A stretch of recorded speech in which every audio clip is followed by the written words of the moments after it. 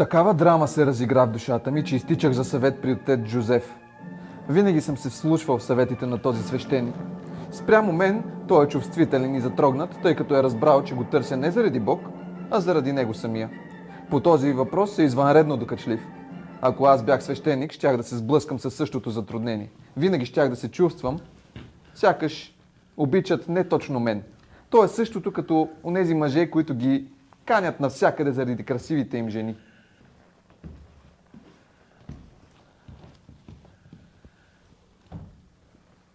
Отче, отказвам да храня моя питон с живи мишки и толкова. Нечовешко е. А той не иска да плюска друго. Виждали ли сте горката мишчица срещу питон, който се готви да я налапа? Жестоко е. Природата, отче, не е добре скроена. Не надничайте в чуждата паница. Истината, господин Кузен, е, че трябва да проявявате по-голям интерес към себеподобните си. На какво прилича това да се въргаляте в кревата с някакво влечуго? Ако бяхте приели Бог, щяхте да бъдете много по-добре със снабдяването. Повярвайте ми, много по-чисто е. Слушайте, отче, не ми говорете за Бог. Няма такава опасност да усетим неговата липса. Искам нещо, което си е мое, не на всеки. Купувайте мишките на куп, няма да ги забелязвате толкова, а вие ги взимате една по една и им обръщате внимание. Става много лично. Винаги е по-трудно да убиеш някого, ако го познаваш. Аз бях военен свещеник през войната и ги знам тези неща. При бомбардировката летците не са чак толкова чувствителни. Те са много над тези неща. И в края на краищата какво мога аз? Природа е това. Всеки трябва да яде това, което му е на сърцето. Мишките ме покъртват най-вече със своята неизразимост. Те разполагат с убийствен страх от огромния обкръжаващ свят. И единствено с две очи, не по-големи от главички на топлийки, за да го изразят. Аз разполагам с великите писатели, с изобразителните и музикалните гении. Много добре е показано това в 9-та симфония на Бах. 9-та симфония е от Бетовен. Знам, но е време за промяна. Страдате от свръхпроизводство, от излишъци, ако ви е по-угодно. И си мисля, че е жалко, господин Кузен, да го пилеете по един питон, вместо да дарите с тях себеподобните си. Излишъци. Не разбирам. Винаги ме вълнува онова, което не съм в състояние да разбера. Нали в него може да се крие някаква благоприятна промяна за възможност. Как така свръхпроизводство, отче? Пръскате се от любов и вместо да правите както всички други, се нахвърляте върху питоните и мишките. Гарсон, сметката.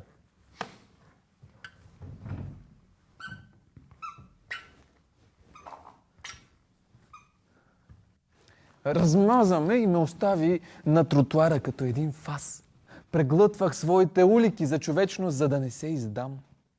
Но няколко все пак се търкуват по бузите ми при опит за бягство. Започнах да се занимавам с числата, за да не се чувствам толкова самотен. На 14 години прекарвах цели нощи в безсъница и броях до 1 милион. С надеждата да срещна някого в навалицата.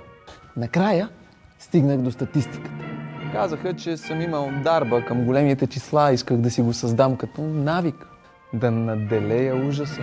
А статистиката подготвя, приспособява към това. Аз съм грешка човешка, която долни мръсници се опитват да оправят. Точка! Точка и толкова!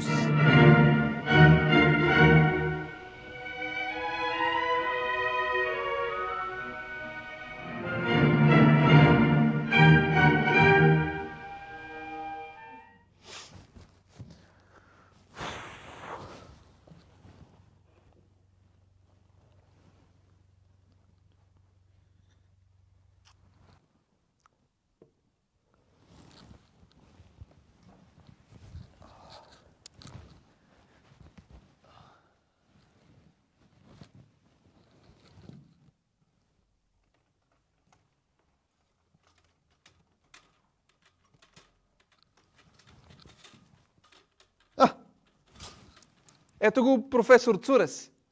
Качва се по стълбите. Подмишница с чанта натъпкана със справедливост и правата на човека. Професор Цурес живее над мен с тераса. Истинско хуманитарно светило. По данни от вестниците е подписал поне 70 протестни декларации. Викове за помощ и манифести за интелектуалци. Геноциди, гладове, потисничество, от всичко по малко. Не затваряйте вратата, господин Цурес. Просто идвам да потърся помощ. Сред чувствата се наблюдава страхотна смъртност. Не зная дали някога ви се е случвало да държите в шепата си беззащитна мишка.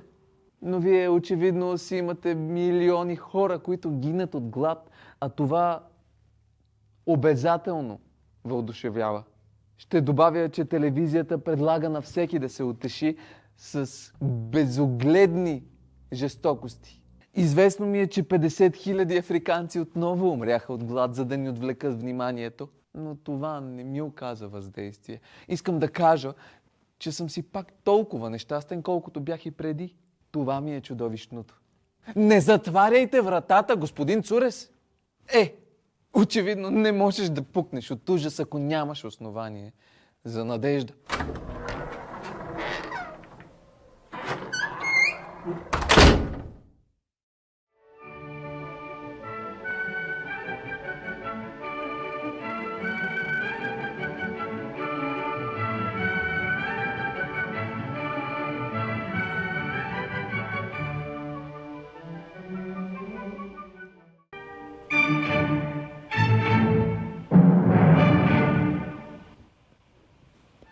Къде е този несретник Козен? Ето го! Не, това съм аз.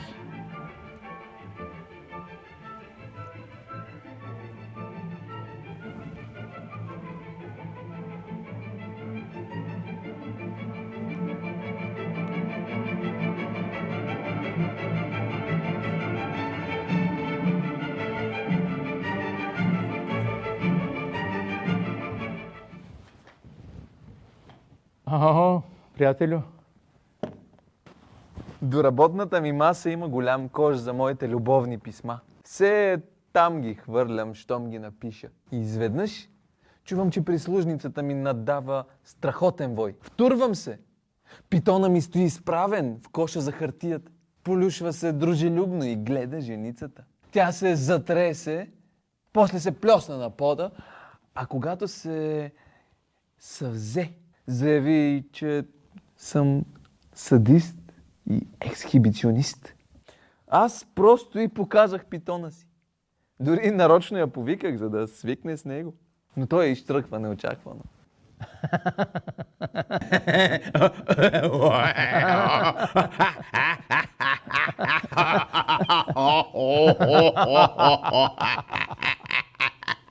Добре, ако не вярвате, аз съм в състояние да ви го покажа и тук. Това ще бъде посегателство върху нравите при изпълнение на служебните им задължения. Подобна постъпка може да ви отведе много далеч. Ето снимка на моя питон. Нравите няма защо толкова да се смеят. Шапките са по-големи от главите. Тези го играят шапка на тояга. Както виждате, става дума не за мен, а за моя съквартирант, питона ми. Тази дама, прислужницата ми, все пак е длъжна да различава питон от мъж и от всичко, което следва по-нататък. Още повече, че и голям галевник е над 2 метра. Голям галевник? Така се казва моят питон. Искам да ви задам един съвсем личен въпрос. Защо сте си взели питон, а не някакво друго животно? Така да е по-близко до нас, например, куче, канарче. Канарче ли? По-близо до нас? От такива въпроси ми кипват говната. Кипва ви какво, Козен? Кипват ми говната, господин полицай.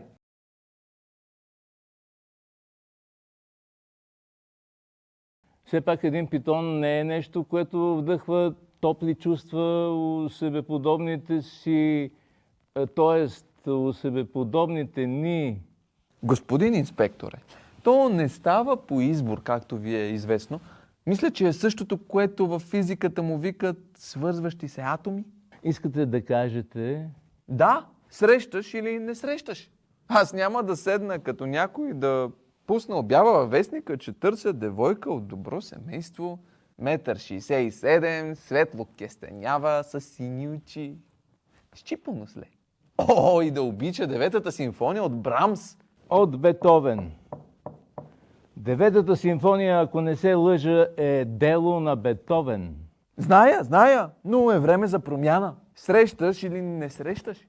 Общо взето съществата, предназначени един за друг, не се срещат. И на той му викат съдба. Питахте ме защо съм си взел питон. И аз ви го казвам. Това дружелюбно решение ме осени по време на едно пътешествие до Африка с моята бъдеща годеница, госпожица Драйфус, която е от същия произход. Голямо впечатление ми направи девствената гора. Влага, гниене, пари, размножаване чрез деление. Голям майтап е таз природа, инспекторе. Значи взели сте си питон в момент на проникновение. Вижте, аз страдам от ужас, от неудържими страхове. Има моменти, в които аз не вярвам, че от мен ще излезе нещо друго. Моята голяма мъка е инспекторът. Господин ужас! Няма от какво да се боите. Намирате се в полицията. И щом зърнах питона, разбрах, че сме свързани. Един за друг.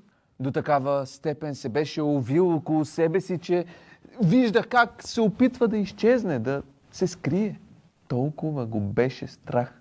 Господин инспекторе, вече повече от половин час се интересувате от мен, аз много лесно се привързвам. Не се смущавайте, инспекторе. Може би инспекторът се смущава, защото му отправям съчувствие. В такива случаи човек по навик отклонява поглед. Впрочем, великият поет Франсуа Вион е предвидил всичко това в един стих. Човеко, братко, ти, който оставаш жив след нас, предвидил е бъдещето, човеко, братко, че ще го има един ден. Да, животът е сериозно нещо.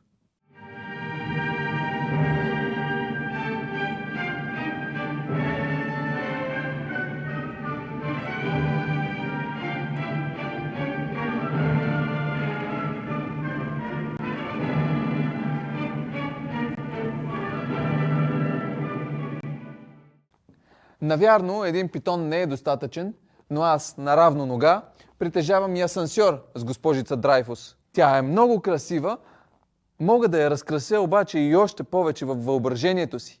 Госпожица Драйфус винаги стои с сведени очи по време на нашите пътувания. Миглите й трепкат, цялата е плаха и срамежлива, поради газелите в Африка.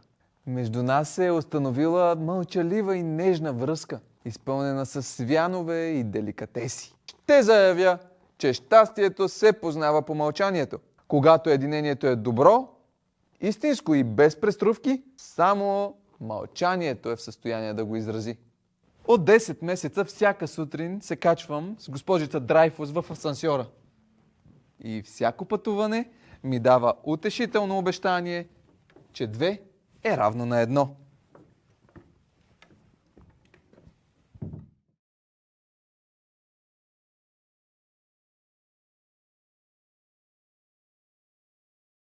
Етажите са 11 и за по-свежо наричам всеки от тях с отделно име. Цейлон, Сингапур, Бангкок. Все едно, че пътуваме с госпожица Драйфус по моретата. Дори се опитах да направя малко хумор. Обади се английското в мен. Бяхме стигнали 6-ти етаж, на моята карта то е Хонг-Конг. Междинните кацания са толкова кратки, че човек няма време да поразгледа малко. Тя не ме разбра, понеже не винаги се попада на една и съща мечта и ме погледна с очудване. Малко тъжна и беше усмивката, но те усмивките често са тъжни. Трябва да им влизаме в положението.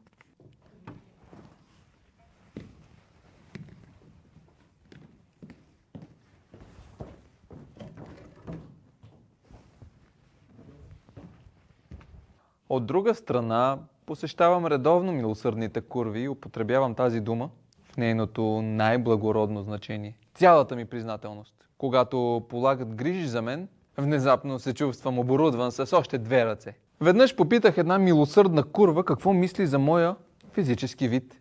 Какво? Попита ли ме нещо? Да, как ме намираш физически? Ния да те погледна. Аз дори не те видях. Не можем да си вдигнем главата от работа. Какво да ти кажа? Не е зле. Дори май се оправяш, като че ли те е страх да не те изядат. Да не ти пука, хич не му мисли. И после, нали знаеш, че в кревата всички са равни. Ти поне имаш поглед. Повечето нямат и нищо в очите. Като коли, които се разминават нощем, за да не заслепят. Хайде, довиждане. Обществото се защитава. То затваря бардаците, за да затвори очите си. На това му викат морал, нравственост и забрана на проституцията по пикочните канали. За да може онази неподправената и благородна проституция, онази, която не си служи с половата система, а с принципи, идеи, парламент, надежда и народ, да продължи по официалните канали. В Париж и околностите му се наброяват около 10 милиона употребявани вещи и отсъствието им се долавя осезаемо. Но понякога имам чувството, че са 100 милиона и отсъстват. А това е ужасът. Такова голямо количество липса. Тогава ми избива пот от небитие. Онова отче има право. Аз страдам от свръхпроизводство. Засегнат съм от излишък. Мисля, че това е всеобщо. Светът страда от изобилие на любов. На склад с струпани чудовищни количества, които се развалят във вътрешното убежище без други отводни тръби.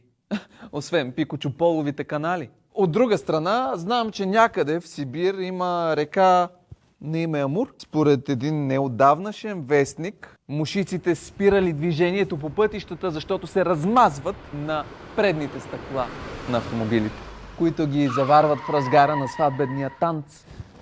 Дори камионите са принудени да спрат, защото предните им стъкла са отрупани. Милиони размазани любови.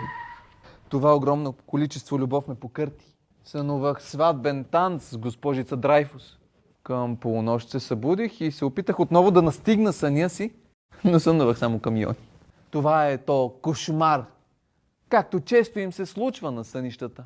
Животът е сериозно нещо.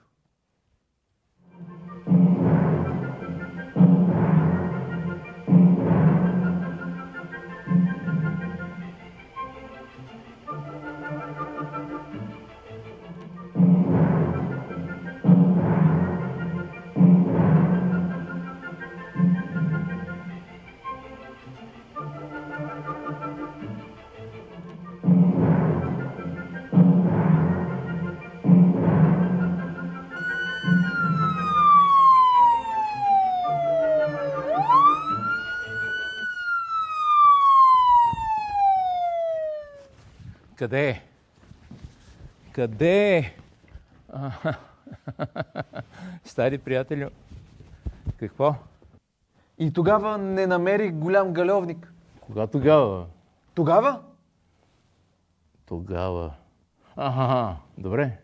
беше изчезнал. Ясно беше, че е излязъл извън апартамента. Знам го аз, че е голям любител на отворите. И постоянно ги сънува. От долния етаж долиташе голяма шумотевица. Аз се надвесих и видях санитари, които отнасят на носилка госпожа Дьожестар. Тък му започнах да се чувствам извън всяко подозрение, когато господин Дьожестар ме видя. И започна да се отнася към личността ми с мръсник, маняк. Разбрах, че изпитва недостиг на мисли и му се притекох на помощ.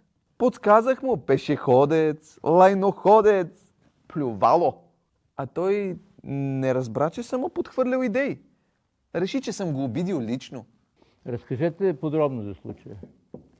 Знам си, че голям галевник много обича вода и никога не го оставям да играе в клозета. Но днес не съм затворил добре вратата и той, какъвто си е пътешественик, следващата крачка била да се напъха най-напред в клозетната чиния. След освежително спускане с един етаж надолу се озовал в дома на семейство Дьожестар. Тъкмо в момента, в който госпожа Дьожестар се била разположила на седалката. Голям галевник се изправил да си поеме дъх и станало така, че докоснал подриерата на госпожа Дюжестар.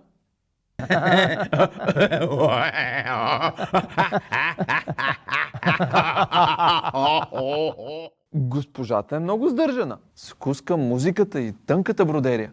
Отначало помислила, че й се сторило. Но когато голям галевник се оказал напорист и заблъскал с глава по подриерата й, тя решила, че се случила повреда в тръбата и надникнала в чинията, за да се озове пред един снажен питон, който изплува отвътре. Тогава наддава страшен вик и припада на място. Понеже, нали разбирате, голям галевник е над 2 метра, а тя не е свикнала. Искам да ви убедя, че не съм спускал нарочно питона си в тръбата. И че съвсем случайно е пипнал госпожа Дюжестар. Поради тази основателна причина, аз настоявам да ми върнете питона. Ще ви го доставиме от дома. Не може да вървите по улиците така под ръка с питон. Този град е си спънати нерви. Една искрица може да вдигне всичко в въздуха. Хайде, довиждане. И не се пъхайте повече в лайноотводните тръби, за да гаделичкате честните жени по кариерата. Знам, че не сте вие, а питонът ви, но отговорността си е ваша. И престанете да ни пробутвате този Бетовен. Предпочитам Равел.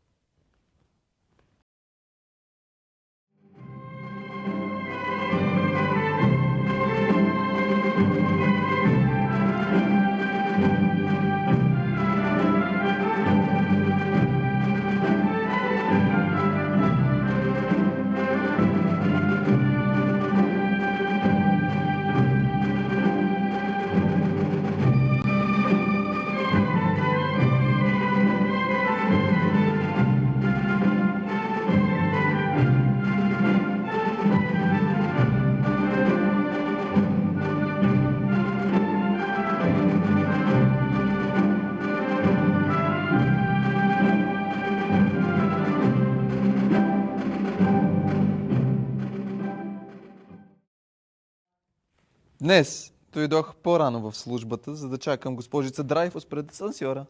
Бях решил на всяка цена. Но защо се бави? Нещо се е случило.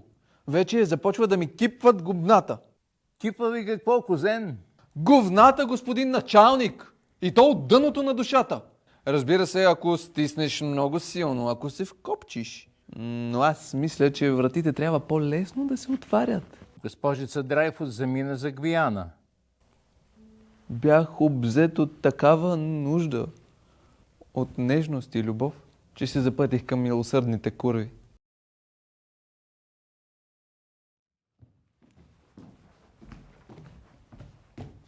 Добър ден, мадам! Бих желал Грета.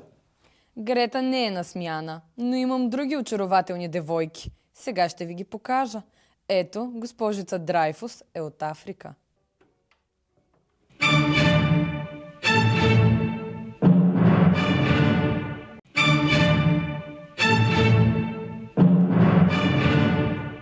Не мога да опиша неочакваното въздействие. Всичко отново става възможно, достъпно, на разположение. Това си ти. Никакви вълшебни приказки. Кой ви каза, че работя тук? Никой, аз просто извадих късмет като кучето с тоягите. Ето, вземете това букетче. Виждаш ли? Знам си къде да ме намериш, то ми носиш теменушки. Има и щастливи кучета. В службата ми казаха, че се заминала за Гвиана. Да, аз им го казах. По-просто е така. Преди идвах тук, само след работа. Но на другия ден беше да си пия. До козирката ми беше дошла тази статистика. Толкова неблагодарна работа. Това в службата не е човешко. Все едно и също копче натискаш. Тук място може да не се ползва с такова добро име, но е много по-живо. Има разнообразие. По-обществена, има човешка връзка. Вземаш участие в нещо, нали разбираш какво искам да кажа? Доставяш удоволствие, съществуваш. Някои идват тук нещастни като тухли, а си тръгват ободрени. И после знаеш ли, ако човек не може да си купи любов с пари, любовта щеше много да изгуби от цената си. И парите също.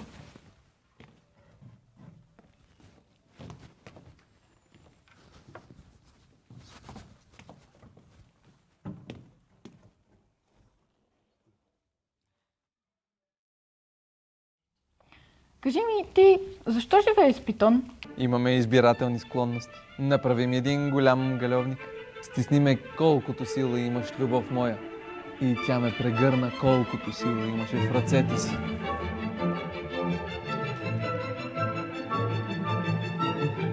И капка по капка ме загали в тишината.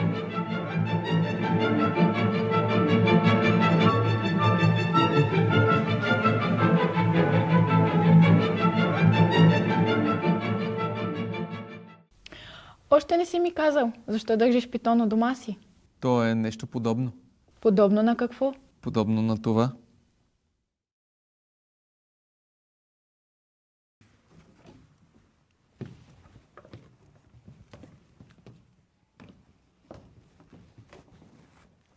Все пак, това парите са страхотно нещо. Много улесняват нещата. Срещаме се, събираме се, намираме който ни трябва. Парите са нещо истинско и честно. Никога не лъжат. Те са черно на бяло. Много са природни. Затова имат толкова противници. Трябваше да те попитам преди, но сега, когато вече се познаваме по-добре, искате ли да дойдете, за да живеем двамата?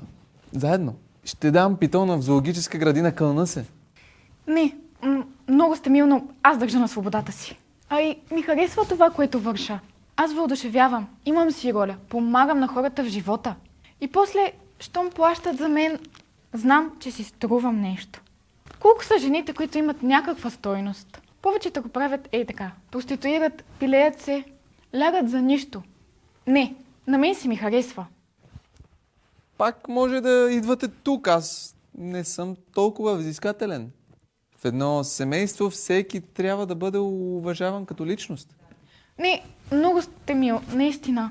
Но няма да стане. Винаги може да идвате тук, за да се видим. 1000 пъти по-удобно е. Днес човек няма защо да си усложнява живота. Не им казвайте нищо в статистиката.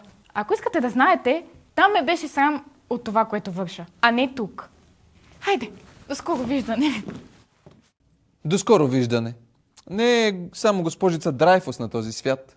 Освен нея и светът. Какво остава тогава? Любовта, вероятно, е най-добрата форма на диалог, измислена от човек, за да може той сам да говори със себе си.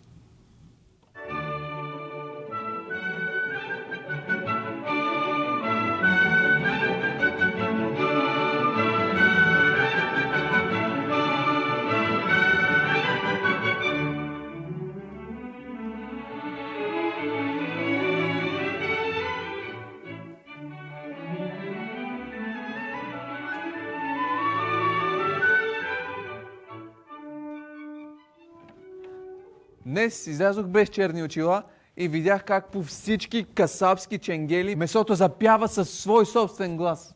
Дори внезапно пред очите на всички равнището на живототрептящото месо толкова се повиши, че вече можеше да се направи разлика между говеждо и човешко. Вътре в мен ставаше нещо като раждане и поне за да не се хвалят толкова, връх на бифтека. Често имам такива мигове на вътрешен оркестър. Станции устрем, насърчаващи си цигулки и всеобщо веселие.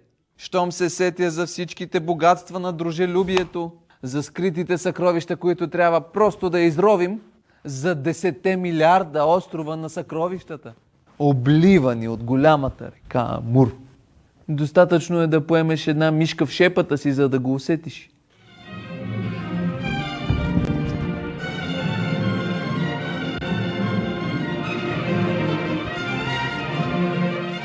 Това са миговете, когато сърцето ми се стопля. Когато чувствам как голямата река Амур, течейки си през далечните Руси, изведнъж се отклонява от течението си и идва чак тук, в Париж. Качва се на 4-тия етаж с асансьор и поема всичко. Върху плещите си. Нещо повече, сякаш аз самия се намирам на топло. В шепата на могъщата река. Хората са нещастни, защото са изпълнени до пръсване с деяния. Поради суша в околната среда всеки иска само да дава. Да дава! Това е прекрасно! И ние загиваме от щедрост. Първият въпрос в дневния ред на всички времена е свръхпроизводството на щедрост и дружелюбие, което не успява да се оттече по пътната мрежа. До такава степен, че познатата река е принудена да се излива през пикочо-половите канали. Причината за предразсъдъците, ненавистта, презрението е липсата на човешки връзки. Ние не се познаваме. Така е. Когато смяташ по цял ден с милиарди, вечер се прибираш вкъщи. Обезценен, в състояние близо до нулата. Числото 1 става трогателно, несретно и оплашено. Също като тъжния комик Чарли Чаплин. Гледам старите филми на Чарли и се смея, сякаш е той, а не аз.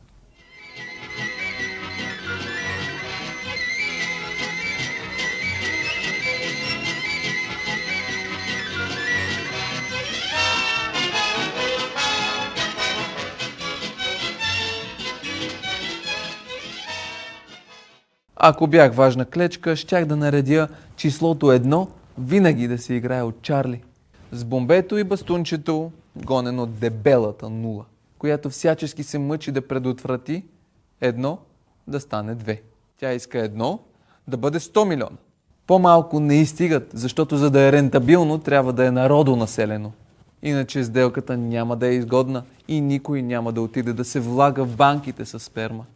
Животът е сериозно нещо, поради своята незначителност.